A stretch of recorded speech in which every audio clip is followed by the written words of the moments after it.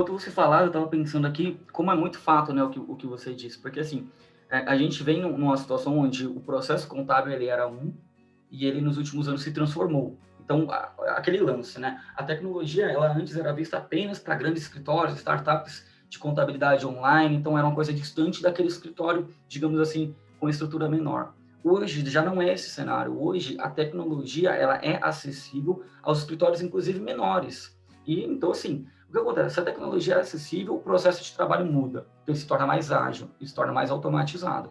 Em contrapartida, o perfil desse colaborador que está operando ali aquele processo, ele também tem que mudar à medida que o processo muda. Então, a gente vê um movimento muito grande daquela contabilidade mais técnica e processual, começando a procurar se tornar mais estratégica, começando a se tornar uma contabilidade que leva um valor agregado maior para o cliente, e isso daí tem impacto direto no teu trabalho, né? Em como as pessoas se comportam, como que aquele desenvolvimento vai acontecer.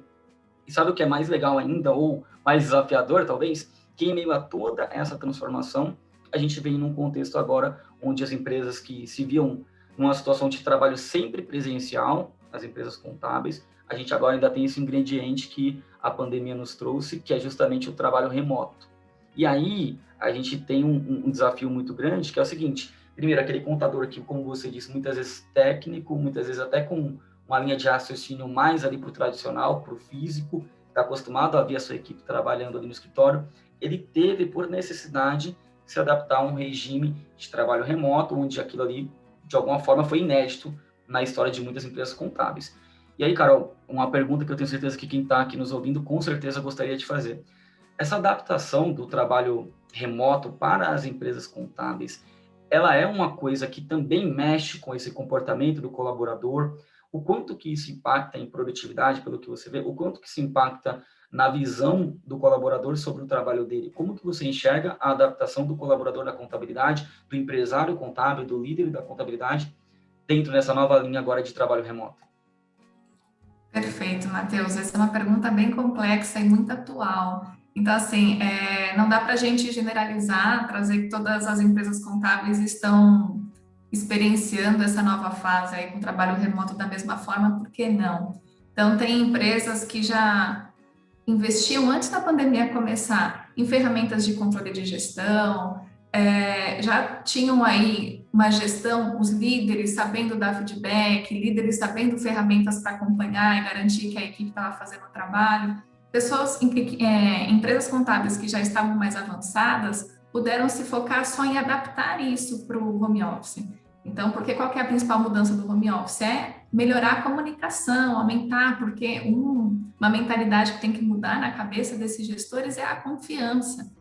E assim, gestor da empresa contábil, quando o seu funcionário está sentado ali na sua frente trabalhando, não significa que ele está trabalhando, muda isso.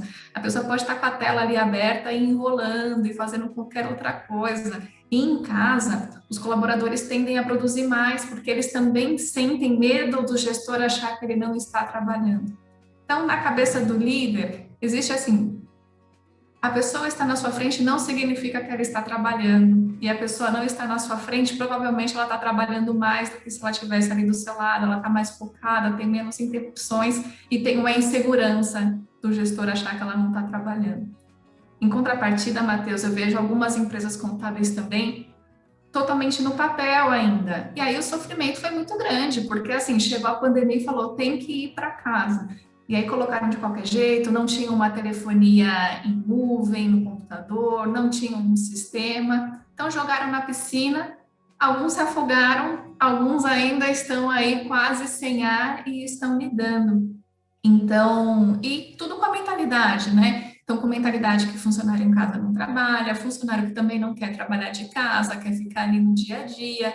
Então, a gente tem dois blocos. Empresas que já investiram em gestão, e aqui é gestão de pessoas, aqui é gestão de tecnologia, aqui é gestão de processos, elas estão passando por essa fase aí com uma facilidade muito maior. Dúvida sempre tem, mas aí quando a gente já tem aquela cultura de o que está dando certo, o que não está, vamos ajustar, elas estão caminhando bem e muitas não têm nem mais interesse de voltar para o presencial, mesmo após a finalização da pandemia.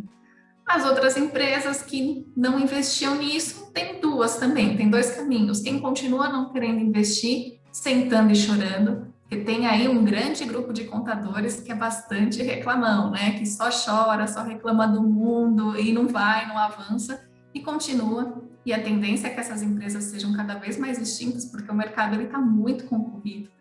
E tem as outras que, putz, não investiam nisso agora, mas acordaram, porque tiveram que acordar, e estão investindo com um pouquinho mais de dor, um pouquinho mais de sofrimento, mas estão desenvolvendo a liderança, porque normalmente os líderes, os encarregados, os coordenadores eram excelentes técnicos, mas nunca aprenderam a gerir, então a gente também tem que ensinar mudança de comportamento, mudança de atitude, mudanças de ferramentas.